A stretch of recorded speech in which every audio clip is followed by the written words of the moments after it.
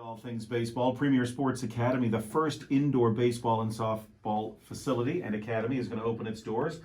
The grand opening at 6:30 tomorrow night. Ryan Sweeney is the owner. Noah Anderson is the operations manager. And we've got Trever Nyp here, all the way from the other coast, from the Los Angeles Angels. Good morning, gentlemen. Thanks for coming in. Good morning. Thanks for having us. So I'll start with you, Ryan. How did you get this idea? And tell me about your facility. So when I was 15 years old, my parents made the decision to move my brother and I to Ontario. We couldn't pursue baseball any further locally. My brother was playing with the national team at the time, and he didn't have the opportunity to train the way he needed to follow the programs. So our parents made that move. And in 2004, we were exposed to these types of indoor facilities, high performance programs, so that kids could have the opportunity to train. And so I thought, after I moved back home, I said, this is something I need to bring home. The sport of baseball desperately needs this in this province. So describe your facility. Is it like an indoor baseball diamond? So it's not like a diamond. It's 15,000 square feet. We have about 10,000 square feet of turf. We've got batting cages, an open field. We provide all of the equipment for training, whether it's baseballs or screens, or we also have a gym in there as well, change rooms. But everything that you need to take your game to the next level, we provide in the facility. And of course, on a day like today, you can go play baseball indoors. Absolutely, and that's the key for us. Is our season at the best of times is 3 months. Last year, no account, we had 27 rain days, so we lost 1 month of our 3-month season. So it's extra important here in Newfoundland that we have an opportunity to train earlier to be prepared for We the did summer. a little bit of a soft launch there in January.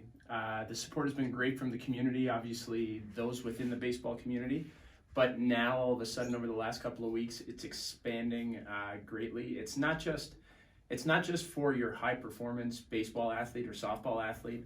Again, we're making this a facility that is totally accessible, that encourages people to come in, try the game if you haven't before, and then even if you're just a casual house league player that just enjoys the game but has never been able to be in an environment where they get to train and use all these tools. So ever since we kind of soft launched there in January, it's been really good response. Yeah, so I opened Play Ball Academy, as Ryan said, 5 years ago, and just kind of developed myself as a business owner, coached self, and then, luckily sparked the interest of the Angels last November and got an interview, and 3 months later I was on a flight down to Arizona, the spring training complex, and got offered a job. So spent my last year with them, and it's just been unbelievable since from there. So What kind of a coach are you? I'm a defensive coach, so I work with infielders and outfielders specifically. Okay. When you look at like a place in Newfoundland, you come here, stranger to snow because you grew up in Kitchener, but they don't have much in Los Angeles these days, I guess. But when you come down here and you look at the opportunity that this is going to provide kids, so they don't have to leave like Ryan's family and go to a different province. What does that mean? The sport. It's huge, and we were talking last night. I think it takes 3 things. It takes athletes, it takes a facility like this, and it takes passionate people. And I think those 3 things are here, and the sky's the limit when you have that combination. And it doesn't necessarily, they don't need to be the most finely tuned and polished players right away, but as long as there's a building like this that we can, or that they can offer, these services to these kids and these guys coming up, I think, like I said, the sky's the limit, and you're only going to see the culture grow. And ultimately, there's no reason why we can't have Newfoundlanders in professional baseball someday.